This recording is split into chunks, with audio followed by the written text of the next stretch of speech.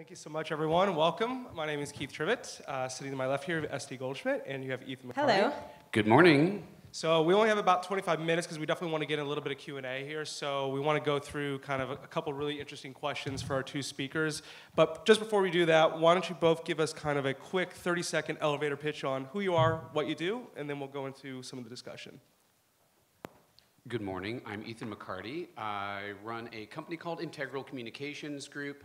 We are focused on digital activation and enablement of employee populations, generally looking at employees as the first public, so rather than internal communications, employee communications. I spent the prior 4 years running internal and innovation communications at Bloomberg, and before that I spent 13 years at IBM doing things like running social media for the company's intranet, all kinds of other stuff, worked on the annual report and so on.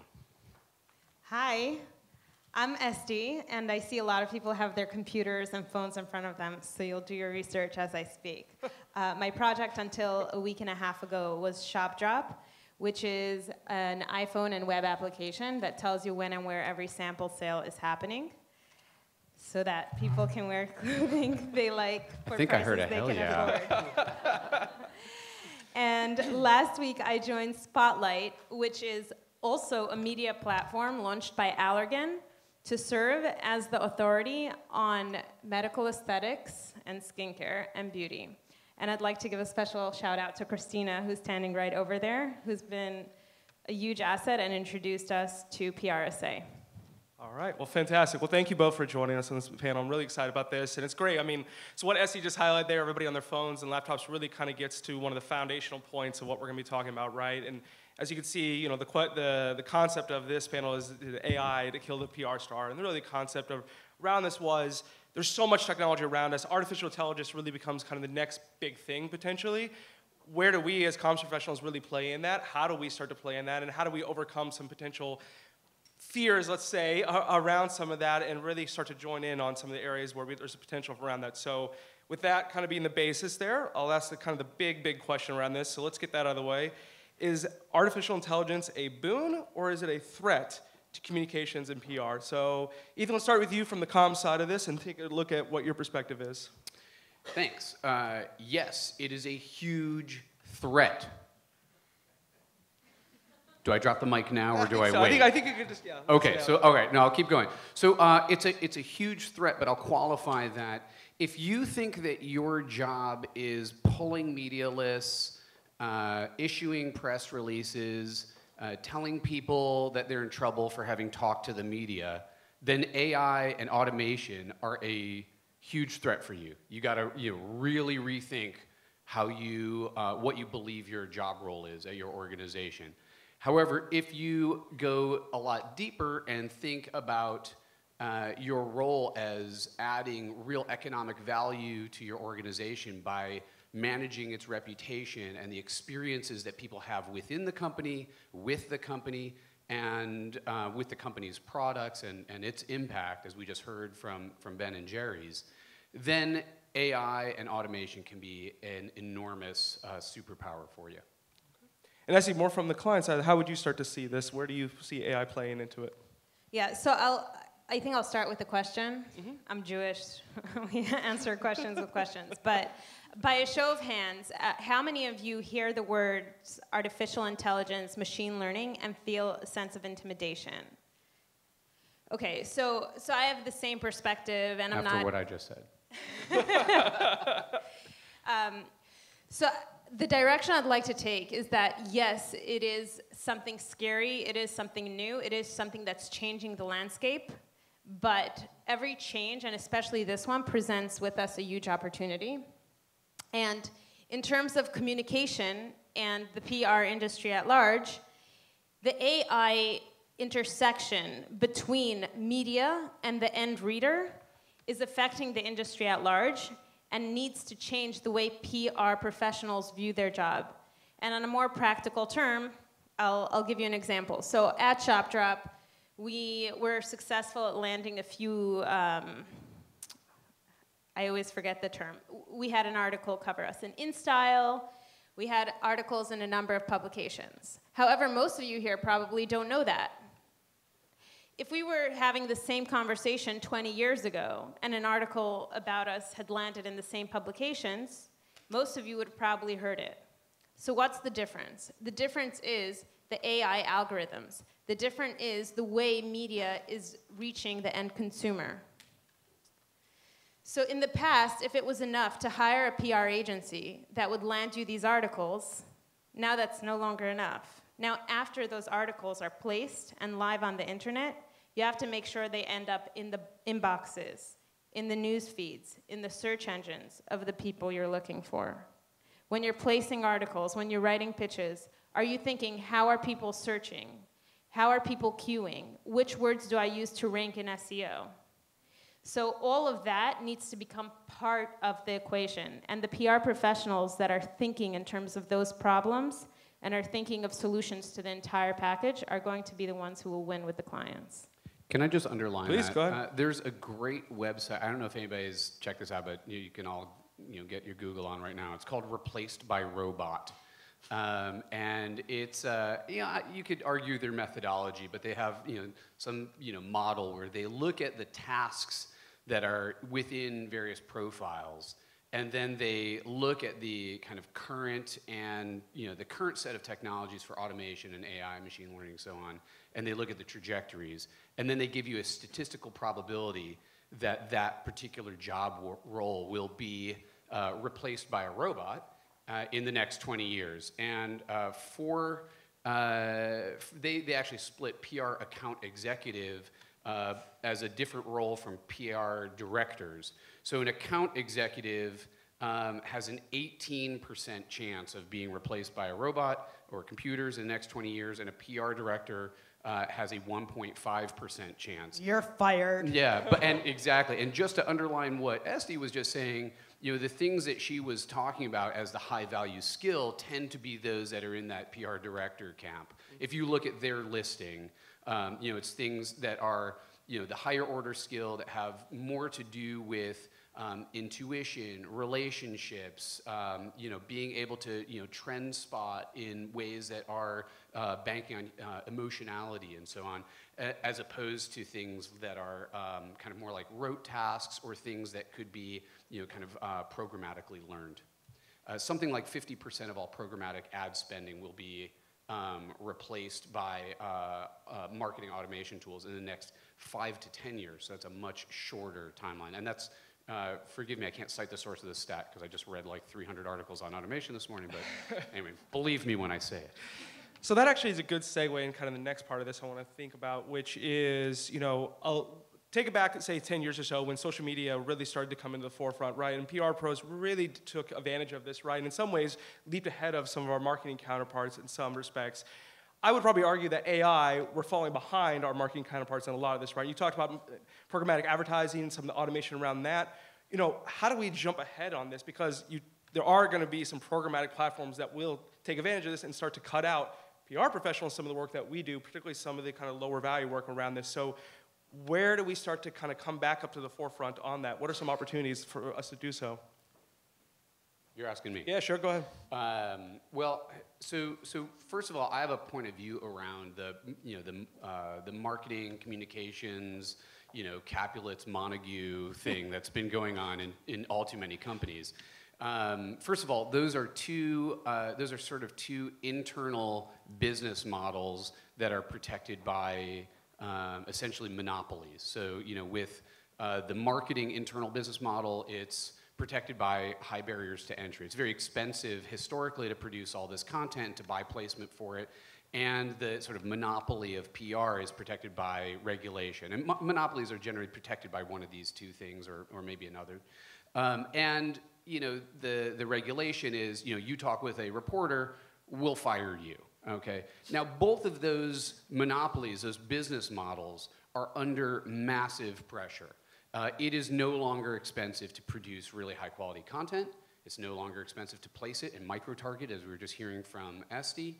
And also, it's very ambiguous. Who's a journalist, who's not? More and more companies. My company advises other firms on how to activate employee populations, so they're talking directly to the public. So it's no longer mediated. It's no longer a media relations play. And so I think the sophisticated communications professional is one who will abandon this sort of binomial definition of these two, like you have the marketing and comms, and somehow these distinctions make a difference. Your customer, your public, your target audience, your employees are not looking at any interaction with your company, whether it's a piece of content or an event or an interaction with an employee there and saying, geez, I'm going to ignore this because it came from marketing, or I'm going to ignore this, or I like this because it came from the PR department. And so I think the opportunity here is the opportunity here is to say, oh, what is useful in the domains of these two practices, and let me adopt that method, as opposed to saying, oh no, that programmatic thing, that's a marketing thing. I would never do that. I studied communications in college, and so I think that's kind of the strategy, if you will. Okay. And I think to take that a step further, if we take a flight into 2035, I don't think there will be such a clear distinction within the industries, and that goes from applied analytics to marketing to PR to communications. Because really what we're talking about and what automation and what AI is all about is data. Mm-hmm. Access to the data, processing the data, and then figuring out how to use the results to loop in the consumer into that loop again. So what it's going to look like really is more cross-functionality between the different teams, more understanding of how the data plays in and which aspects of the data each different team needs. And to the point that you made earlier about everyone being fired and replaced, yes, automation can work a lot with the data, but there needs to be a brain behind setting the algorithm, understanding what we want as a result, what we want seeing coming out of the data. Yeah, I think that's a really interesting point. I don't want to give up too much time to you all on this, but I think the data aspect of that, right? I mean, I know when I was coming up in the business, this was not something that was emphasized at all, right? It was all the softer skills, as we talked about, and the panel kind of sets out. It was data was something that was pushed off. That's marketing guys, we don't handle that, and I think that's a really good point, particularly as we think about from the education of our profession, how we start to bring people up into this. So if we think about that and use it as kind of a segue from some of the doom and gloom, your jobs will be replaced, to more optimistic side of this, have you all seen any companies that are doing a really good job on this, that you say, look, these guys are really the prime example now. They're starting to set a precedent for what could be done in the profession on this. Who's doing an interesting job around this, or who do you say they're starting to get into it, you should follow what they're doing? You can say you are. Go ahead, Estee. Let's hear it. No, actually, I'm not. Wait, I need some more training in AI. But I think a great example is Facebook, because in communications, the traditional, when you were starting in the industry, approach was, what's the brand voice? Yeah. How do we communicate what we have to portray? Who's our target audience? So basically, it was these two elements. There's the company, the brand, and our voice and our points are X, Y, and Z. And then there's the customer, and that's the female between the ages of 35 and 62 that lives in an urban area and spends $72,000 a year on beauty services.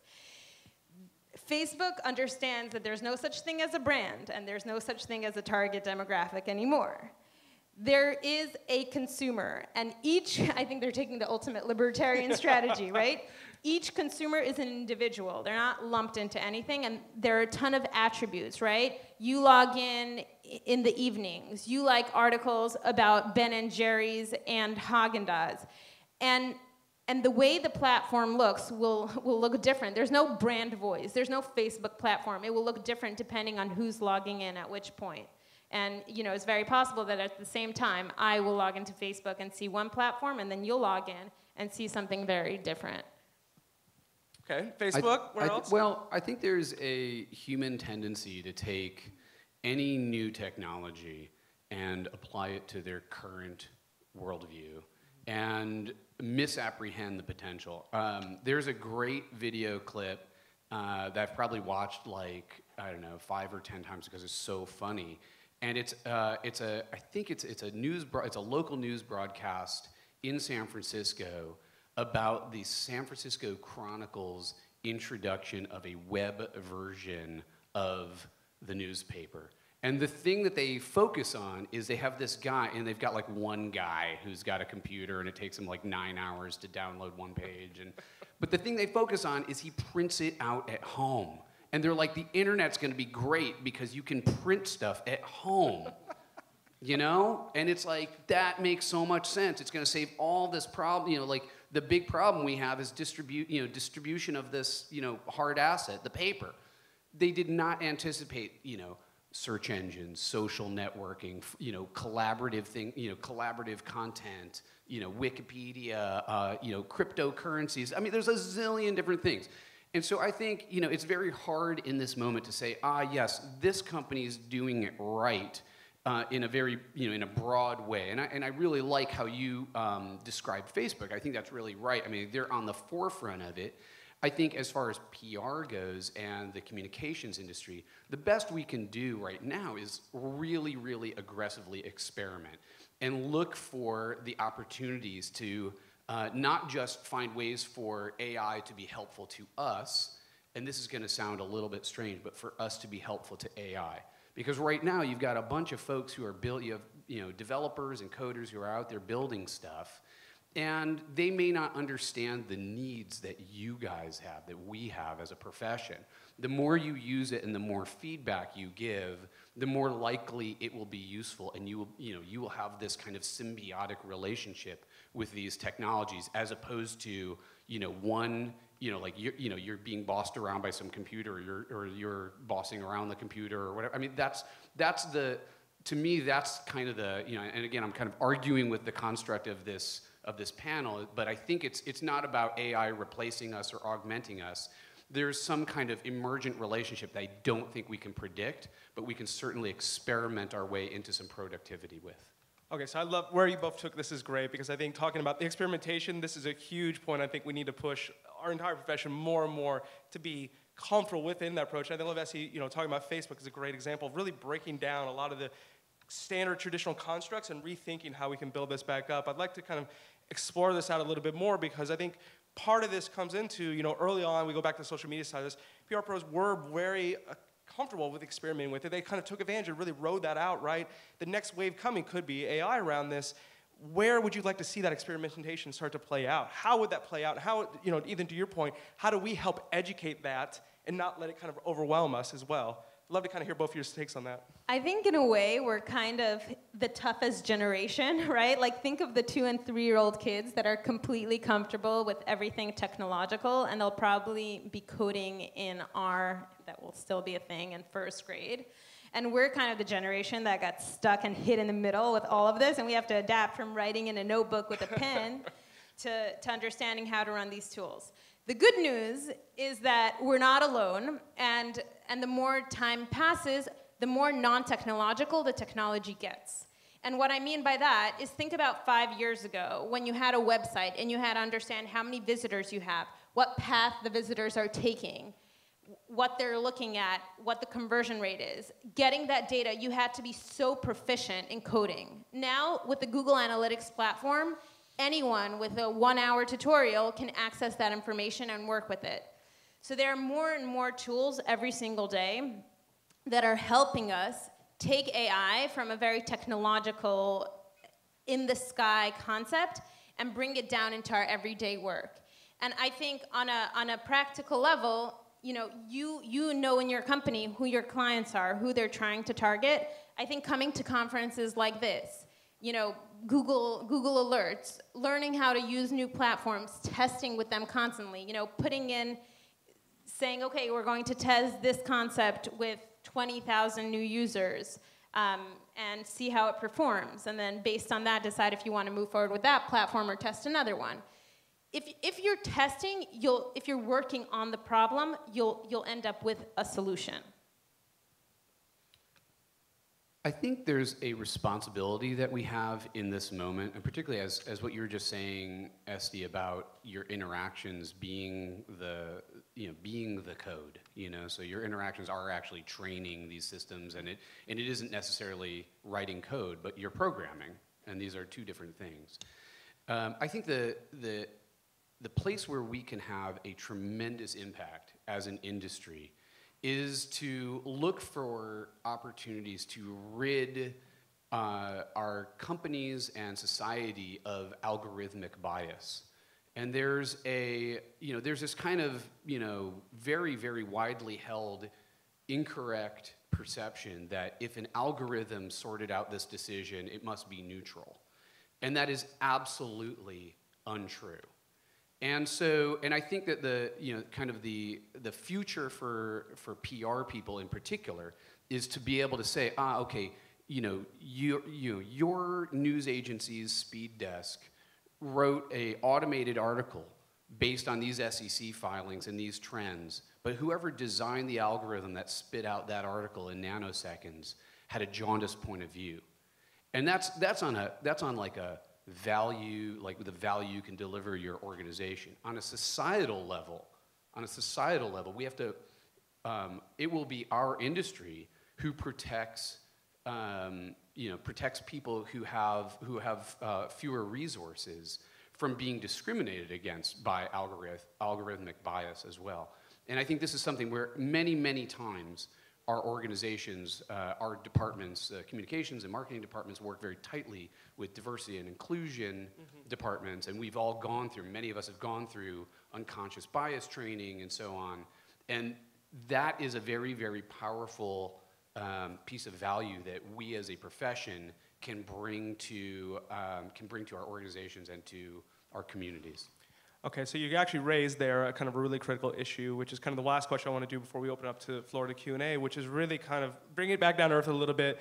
Some of the practical realities and potential pitfalls around AI and comms and marketing, because I think you raised a very clear one there. And there's a couple issues around this, right? It's a very new technology. We can experiment, but a lot of that, we got to be careful not to get ahead of ourselves on that and out in front of our skis. So what are some of those pitfalls? How do we work through those? And how do we partner across our organizations to make sure that we're really considering this into that?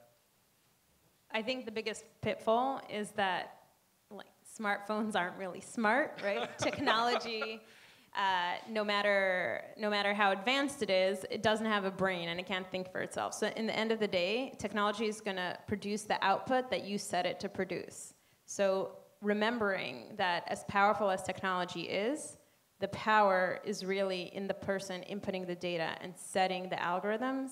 I think that will help balance things out. And also, if you're running algorithms or if you're looking at data and it doesn't make sense, trust yourself.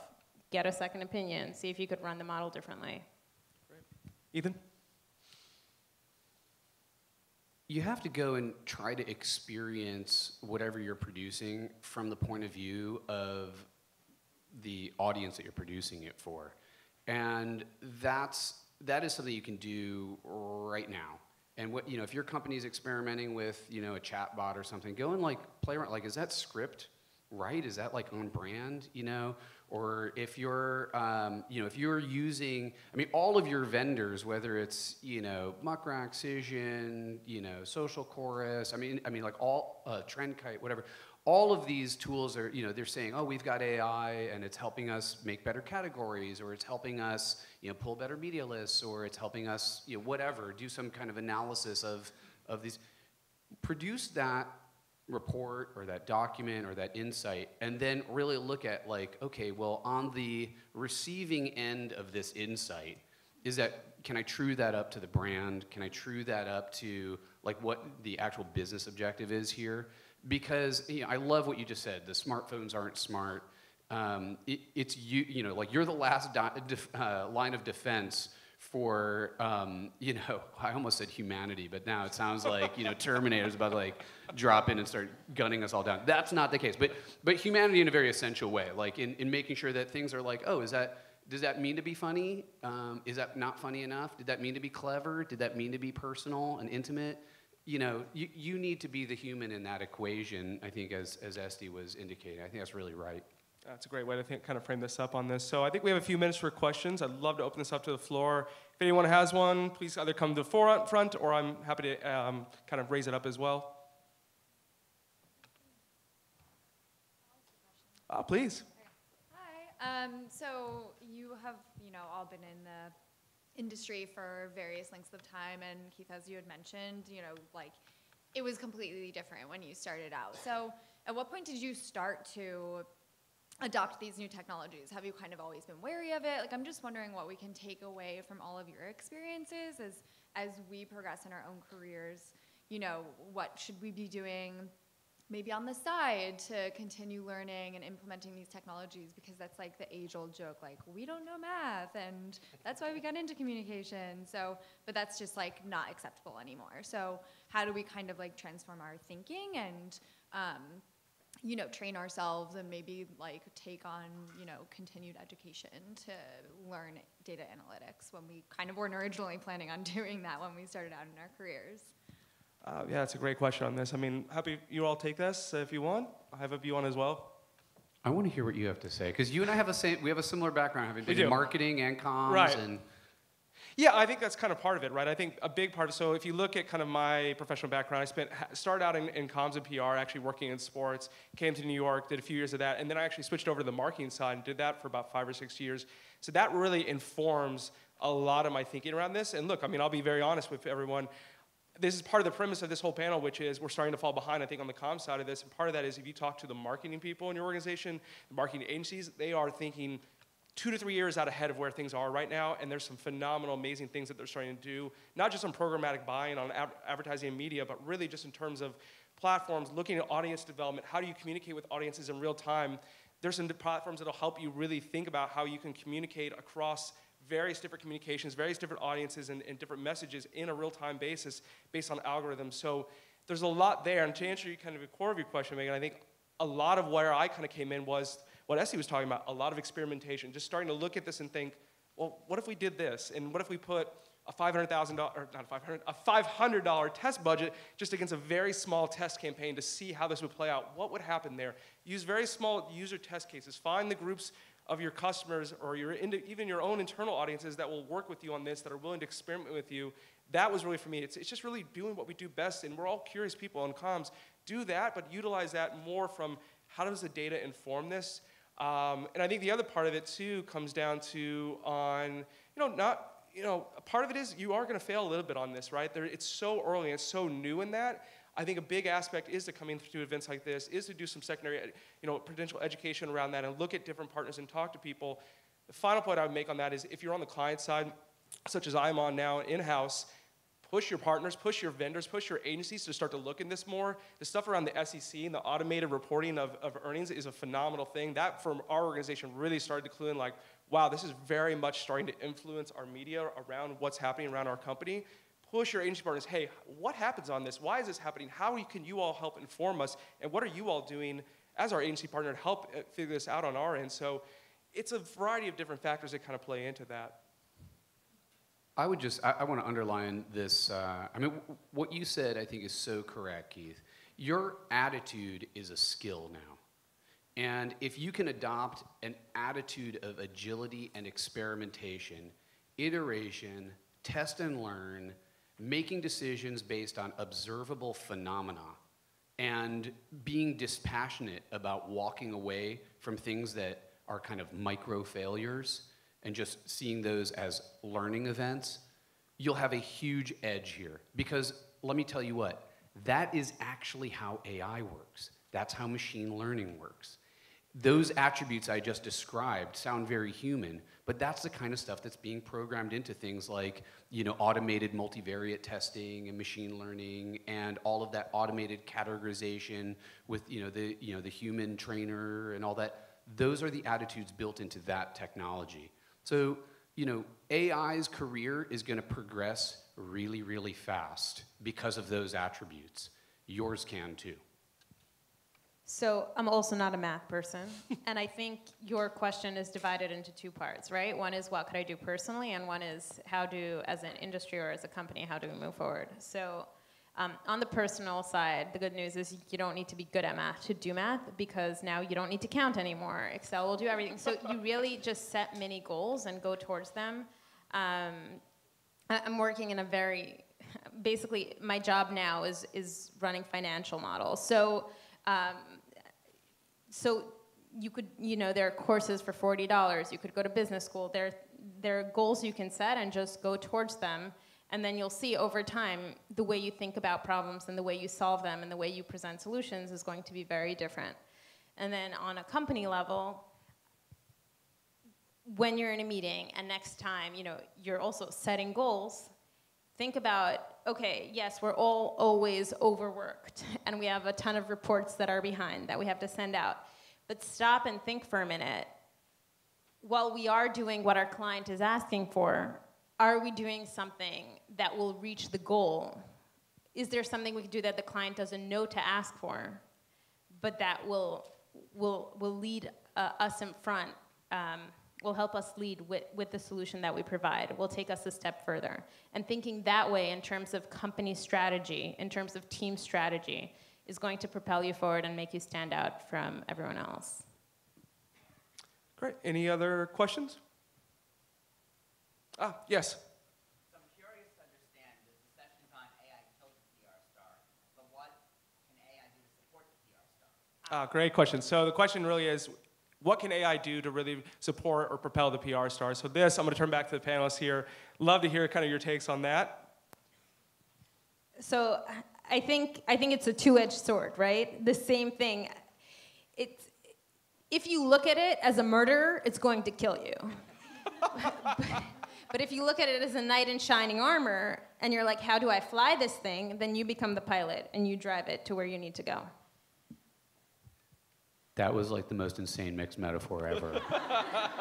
I too would like to avoid the murderer and fly the knight of AI. This is like a prose poem of a panel now.